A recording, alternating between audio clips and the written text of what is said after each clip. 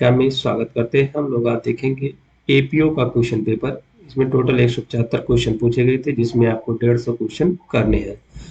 चलिए स्टार्ट करते हैं। ये क्वेश्चन आपको स्टेशन मास्टर, गुड़गांव, टीएनसी जितने भी एग्जाम होते हैं, कमर्शियल क्लर्क, सभी में ये क्वेश्चन आते रहते हैं। तो अगर इसको आप पढ़ लेंगे तो जरूर 20-30 क्वेश्चन तक आपको सॉल्व करने के लिए आपको फायदेमंद होगा। चलिए स्टार्ट करते हैं। पहले नंबर का क्वेश्चन क्या पूछा गया है? पहले नंबर का क्वेश्चन पूछा गया है, एसआरपीएफ गैर अंशदायी कर्मचारियों द्वारा भविष्य निधि के लिए देय मासिक सदस्यता की राशि क्या है? तो ये आपका है मासिक परिलब्धियों का 1/12वां अंश। ऑप्शन नंबर आपका ए सही है। और ये भी पूछा जाता है, एसआरपीएफ का फुल फॉर्म भी पूछा जाता है। तो railway staff private provident fund होता है।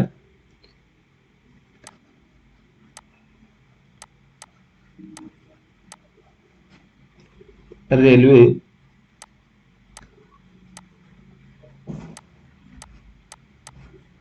स्टाफ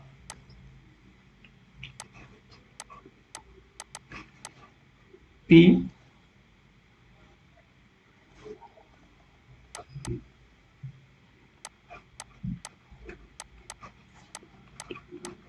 प्रोविडेंट फंड फाउंड है। रेलवे स्टाफ प्रोविडेंट फाउंड है, इसका फुल फॉर्म ही पूछा जाता है। चलिए अगला क्वेश्चन, भविष्य निधि खाते में महीने के वेतन के बराबर या खाते में जमा राशि का जो भी कम हो, अग्रिम ऋण के रूप में स्वीकृत किया जाता है।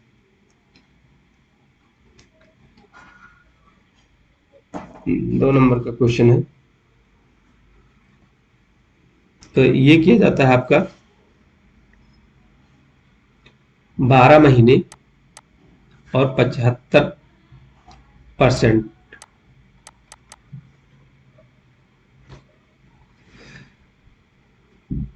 यह भविष्य निधि खाते में 12 महीने के वेतन के बराबर या खाते में जमा राशि 75% जो भी कम हो, अग्रिम राशि ऋण के रूप में स्वीकृत किया जा सकता है। ऑप्शन नंबर आपका दूसरा सही है।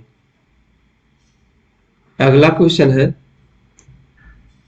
प्राण का पूर्ण रूप क्या है? ये भी क्वेश्चन होता है, प्राण का फुल फॉर्म बताइए। 3 नंबर का क्वेश्चन है। तो ये है permanent retirement account number. Option number A सही है, permanent retirement account number. Option number A सही है। अगला क्वेश्चन पूछा है, राष्ट्रीय पेंशन प्रणाली में एक कर्मचारी का योगदान देता है, जबकि नियोक्ता मासिक वेतन का कितना योगदान देता है? तो राष्ट्रीय पेंशन प्रणाली में एक कर्मचारी 10%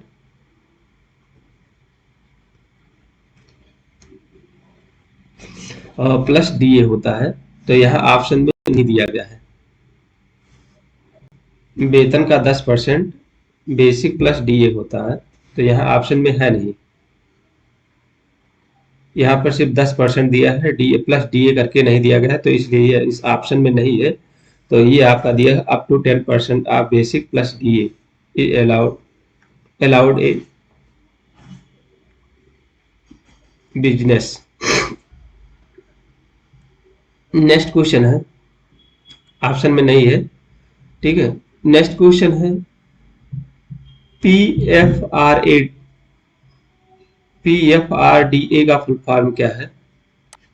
पीएफआरडीए का फुल फॉर्म क्या है? 5 नंबर का क्वेश्चन है।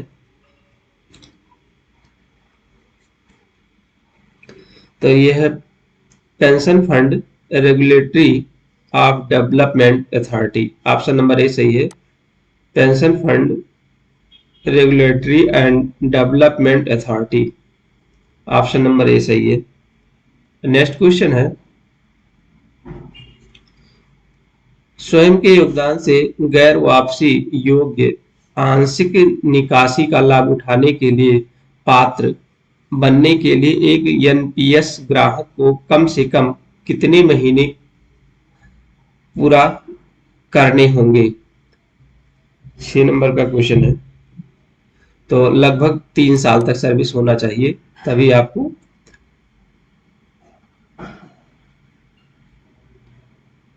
एनपीएस के हकदार होंगे। ठीक है। स्वयं के योगदान से गैर वापसी योग्य आंशिक निकासी का लाभ उठाने के लिए पात्र बनने के लिए एक एनपीएस ग्राहक को कम से कम 36 महीने पूरा करने होंगे। अगला क्वेश्चन है, सेवा के दौरान मरने वाले रेल सेवक के परिवार को सामान्य किराए पर कितने महीने के लिए रेलवे आवास रखने की अनुमति दी जा सकती है? 7 नंबर का क्वेश्चन है।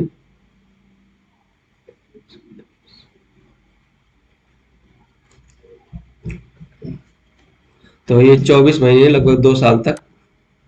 कह रहा है सेवा के दौरान मरने वाले रेल सेवक के परिवार को सामान्यतः किराए पर 2 महीने या 2 साल के लिए रेलवे आवास रखने की अनुमति दी जा सकती है।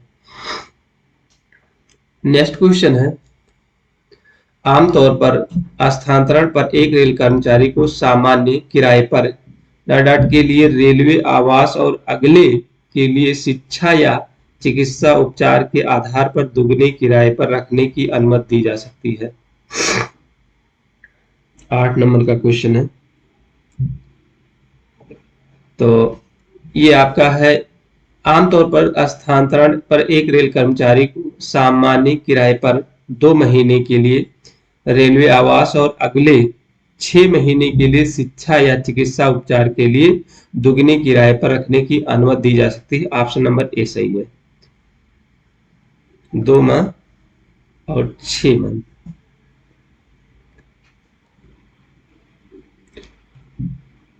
चिकित्सा के लिए 6 महीने के लिए। नेक्स्ट क्वेश्चन है, सेवानिवृत्त या मृत्यु की तारीख से कितने महीने के या महीने के भीतर निपटारा पास का आवेदन पत्र दिया जाना चाहिए? 9 नंबर का क्वेश्चन है। तो 1 साल। ऑप्शन नंबर ए सही है। सेवानिवृत्त हो या मृत्यु की तारीख से 1 साल के भीतर निपटान पास सेटलमेंट पास का आवेदन पत्र दिया जाना चाहिए। ऑप्शन नंबर चौथा सही है। अगला क्वेश्चन है, एक वर्ष में एक रेल सेवक के प्रत्येक संतान के लिए स्वीकार्य स्कूल पास की अधिकतम संख्या कितनी है? एक वर्ष में एक रेल सेवक के प्रत्येक संतान के लिए स्वीकार्य स्कूल पास की अधिकतम संख्या कितनी है? 10 नंबर का क्वेश्चन है। तो 3 सेट या 6 हाफ सेट? ऑप्शन नंबर आपका ए सही है। 3 सेट या 6 हाफ सेट। अगला क्वेश्चन है, 18 वर्ष से अधिक आयु के पुत्र के लिए जारी किए गए स्कूल पास में माता पिता अभिभावक शामिल हो सकते हैं यदि वह विकलांग हो। दूसरा का है, 35 वर्ष की अवधि उम्र की पुत्री के लिए 25 वर्ष से अधिक उम्र की पुत्री के लिए जारी स्कूल पास में उसके माता पिता या अभिभावक शामिल नहीं हो सकते हैं। तो पूछा कौन सा सही है? ए सही है, बी सही है या ए बी दोनों सही है या ए बी दोनों इनकरेक्ट है? तो 11 नंबर का क्वेश्चन है। तो करेक्ट ए सही है। ऑप्शन नंबर ए सही है। 18 वर्ष से अधिक आयु के पुत्र के लिए जारी किए गए स्कूल पास में माता पिता या अभिभावक शामिल हो सकते हैं यदि वह विकलांग हो। सही है। ठीक है, बी वाला गलत है। अगला क्वेश्चन पूछा गया था, रेलवे पास नियमों के अनुसार एक अधिकारी के बंगला चपरासी को अधिकारी के सुविधा पास पर उसके परिचारक के रूप में यात्रा करने की अनुमति है। दूसरा कह रहा है 21 वर्ष से अधिक आयु के नियोजित पुत्रों को रेलवे कर्मचारी के सुविधा पास में शामिल नहीं किया जा सकता। 12 नंबर का क्वेश्चन है। तो इसमें कौन सा सही है? ऑप्शन नंबर आपका बी सही है। बी में कह रहा है 21 वर्ष से अधिक आयु के नियोजित पुत्रों को रेलवे कर्मचारी के सुविधा पास में शामिल नहीं किया जा सकता।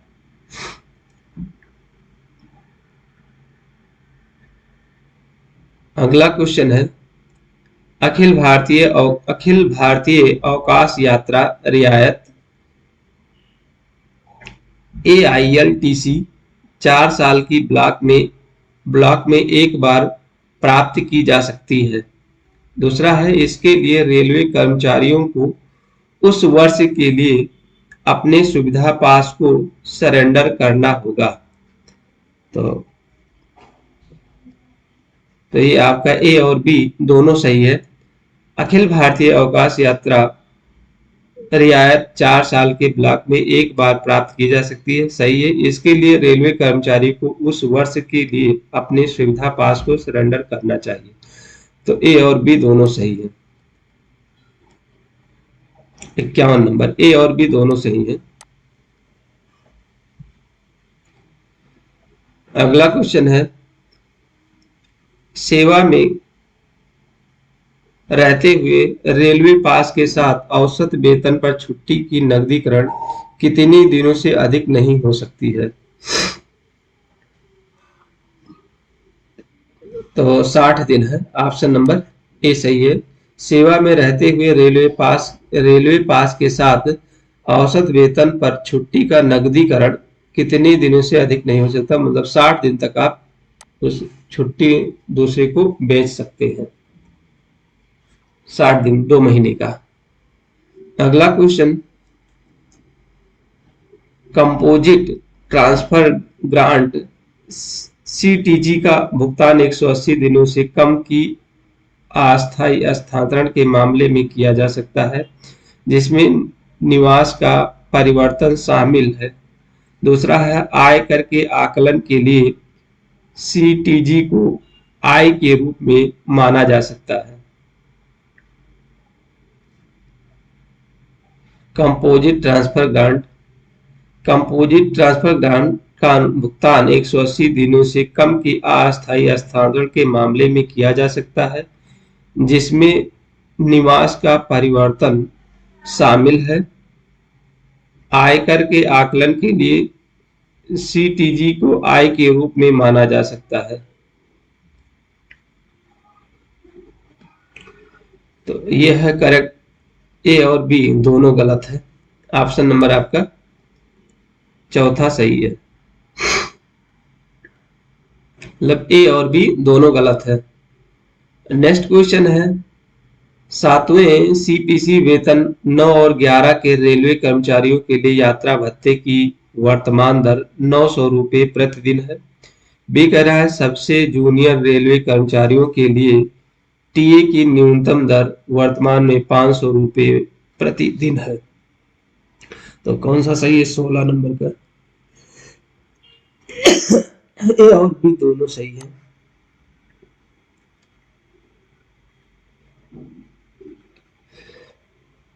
₹4200 पे ग्रेड से 900 रुपये है और 4200 से कम कर्मचारी के लिए आपको 500 रुपया दिया जाता है। अगला क्वेश्चन है भारतीय रेलवे की राष्ट्रीय अकेडमी में शिक्षक के रूप में प्रतिनियुक्ति ग्रुप ए रेलवे अधिकारी की दर से प्रशिक्षण भत्ता प्राप्त करने का हकदार है। 17 नंबर के।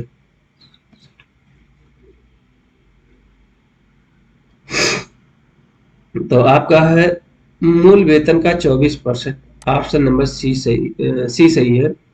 भारतीय रेलवे की राष्ट्रीय अकेडमी में शिक्षक के रूप में प्रतिनियुक्ति ग्रुप ए रेलवे अधिकारी 24% की दर से प्रशिक्षण भत्ता प्राप्त करने का हकदार है। अगला क्वेश्चन है नाइट ड्यूटी भत्ता के आकलन के लिए ड्यूटी के घंटे गिने जाते हैं। नाइट ड्यूटी भत्ता के आकलन के लिए ड्यूटी के घंटे गिने जाते हैं, तो 22 बजे से सुबह 6 बजे तक। ऑप्शन नंबर दूसरा सही है, 22 बजे से सुबह 6 बजे तक गिना जाता है। अगला क्वेश्चन है, इनमें से किस दिन के लिए राष्ट्रीय अवकाश भत्ता स्वीकार नहीं होता है? गणतंत्र दिवस है, स्वतंत्रता दिवस है, गांधी जयंती है, नववर्ष है। नववर्ष के लिए नहीं होता है। 19 नंबर का चौथा सही है, 9 वर्ष के लिए छुट्टी नहीं रहती है। ये अगला क्वेश्चन है,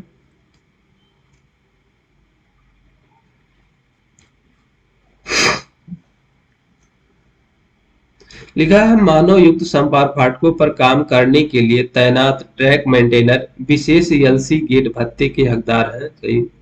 निर्माण संगठन में काम कर रहे ट्रैक मेंटेनर जोखिम और कठिनाई भत्ते के हकदार नहीं है। हकदार है 20 नंबर का।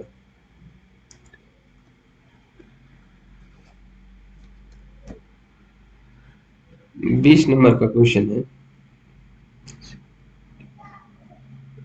क्या है मानव युक्त संपर्क फाटकों में काम करने के लिए तैनात ट्रैक मेंटेनर विशेष एलसी गेट भत्ते के हकदार हैं। निर्माण संगठन में निर्माण संगठन में काम कर रहे रेल ट्रैक मेंटेनर जोखिम और कठिनाई भत्ते के हकदार नहीं है। तो ऑप्शन नंबर सी सही है, तीसरा सही है, ए और बी दोनों करेक्ट है। अगला नेक्स्ट क्वेश्चन है, बाल शिक्षा भत्ता अधिनियम 3 बाल शिक्षा भत्ता अधिकतम 3 संतानों के लिए स्वीकार है। गलत है, 2 संतान के लिए है। फिर संतानों की शिक्षा भत्तों की प्रतिपूर्ति कैलेंडर वर्ष की पूरी होने पर की जाती है। बी ऑप्शन सही है, 21 नंबर है।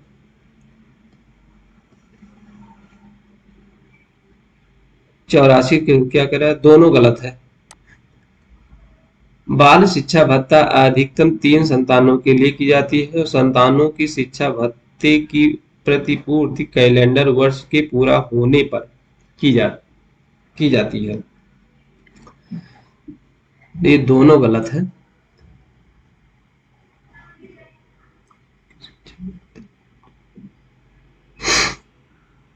अगला क्वेश्चन है, उम्मीद का फुल फॉर्म क्या है? 22 नंबर का क्वेश्चन है।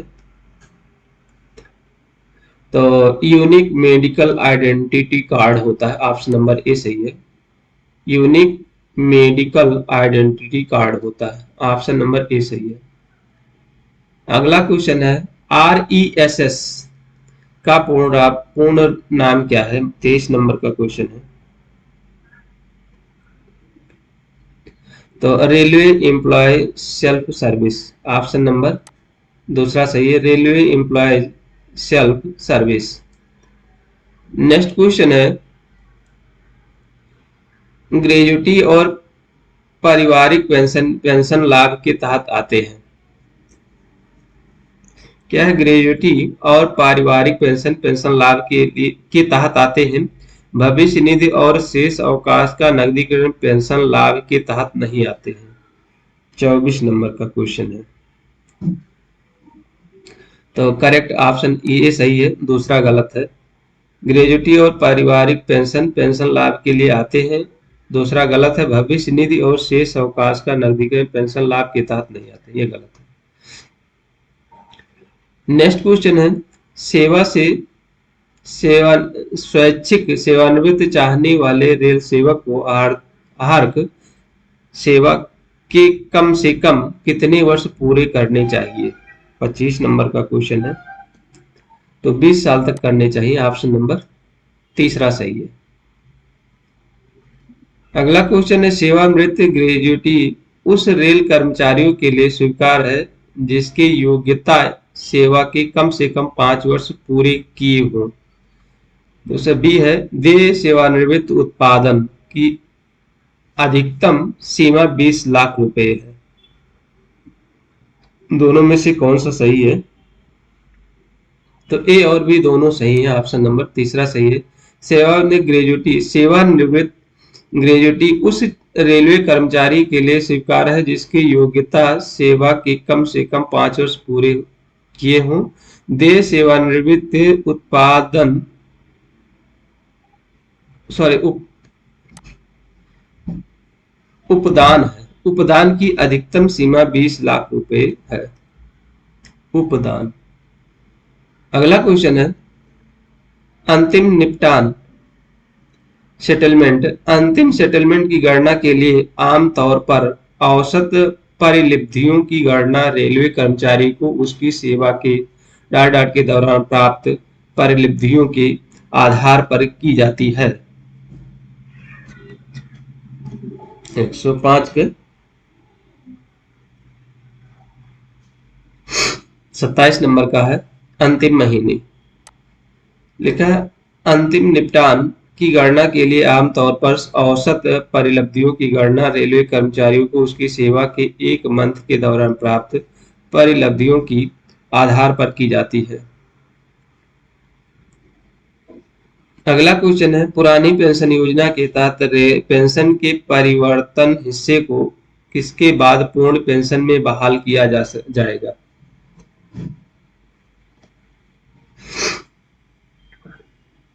पुरानी पेंशन योजना के तहत पेंशन के परिवर्तन के हिस्से को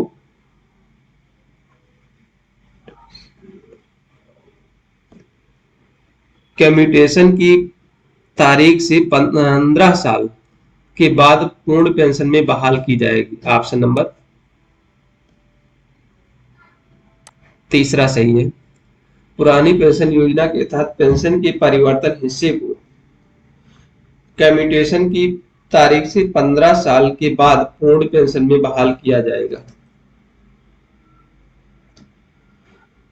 अगला क्वेश्चन है 29 नंबर सेवानिवृत्त कर्मचारियों द्वारा रेलवे आवास के अनाधिकृत प्रतिधारण के प्रत्येक महीने के लिए सेवानिवृत्ति के बाद मानार्थ पास का एक सेट जारी नहीं किया जाएगा। जिन रेल कर्मियों को सेवा से बर्खास्त या हटा दिया जाता है उसे सेवानिवृत्ति के बाद मानार्थ पास तभी दिया जा सकता है जब यह सक्षम प्राधिकारी उन्हें अनुकंपा भत्ता प्रदान करते हैं।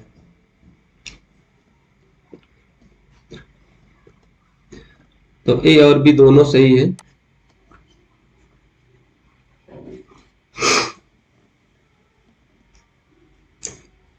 लिखा है सेवानिवृत्त कर्मचारियों द्वारा रेलवे आवास के अनाधिकृत प्रतिधारण के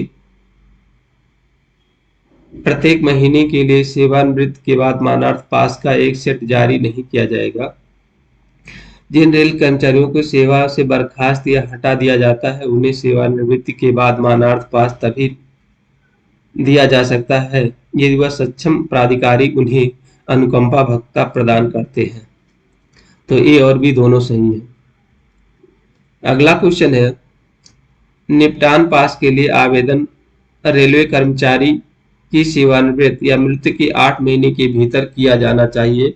निपटान पास की वैधता 90 दिन होती है। तो 30 नंबर का क्वेश्चन है। तो केवल बी ऑप्शन सही है। बी ऑप्शन में क्या है निपटान पास की वैधता 90 दिन की होती है। अगला क्वेश्चन है रेल सेवक के निलंबन की समीक्षा निलंबन की तारीख से 90 दिनों के भीतर की जा सकती है। दूसरा है एक निलंबन रेल कर्मचारियों के द्वारा बीमार रिपोर्ट किए जाने पर निलंबन जारी हो रहेगा। 31 नंबर का क्वेश्चन 823 ए और बी दोनों सही है। क्या है रेल सेवक के निलंबन की समीक्षा निलंबन की तारीख से 90 दिन के भीतर की जा सकती है। एक निलंबन रेल कर्मचारी के द्वारा बीमार रिपोर्ट किए जाने पर भी निलंबन जारी रहेगा। ऑप्शन नंबर तीसरा सही है। तीसरे में ए और बी दोनों सही है। अगला क्वेश्चन है एक पेंशन योग्य रेल कर्मचारी को निलंबन होने पर भी सेवानिवृत्ति की तिथि पर ही सेवानिवृत्त होना होगा। एक सेवानिवृत्त रेल कर्मचारी के खिलाफ अनुशासनात्मक कार्यवाही शुरू की जानी है तो उसे राष्ट्रपति की मंजूरी के बिना अन्य शर्तों के अधीन नहीं किया जा सकता है। 32 नंबर का क्वेश्चन है। तो ये ए और बी दोनों सही है, ऑप्शन नंबर तीसरा सही है। क्या कह रहा है, एक पेंशन योग्य रेल कर्मचारी को निलंबित होने पर भी सेवानिवृत्ति की तिथि पर ही सेवानिवृत्त होना होगा।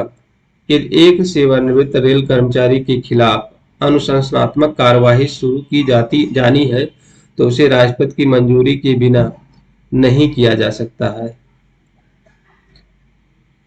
ए और बी दोनों सही है। अगला क्वेश्चन है, एक निलंबन की अवधि से अधिक हो तो रेल सेवक के निर्वाह भत्ता जा सकता है यदि सक्षम प्राधिकारी का राय में रेल सेवक निलंबन की बढ़ी हुई अवधि के लिए जिम्मेदार नहीं है। 33 नंबर।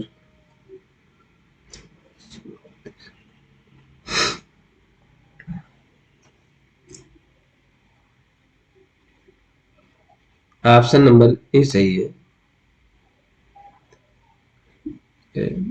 जब निलंबन की अवधि 3 माह से अधिक हो तो रेल सेवक के निर्वाह भत्ता 75% नहीं 50% तक बढ़ाया जा सकता है यदि सक्षम अधिकारी की राय में रेल सेवक निलंबन की बढ़ी हुई अवधि के लिए जिम्मेदार नहीं है।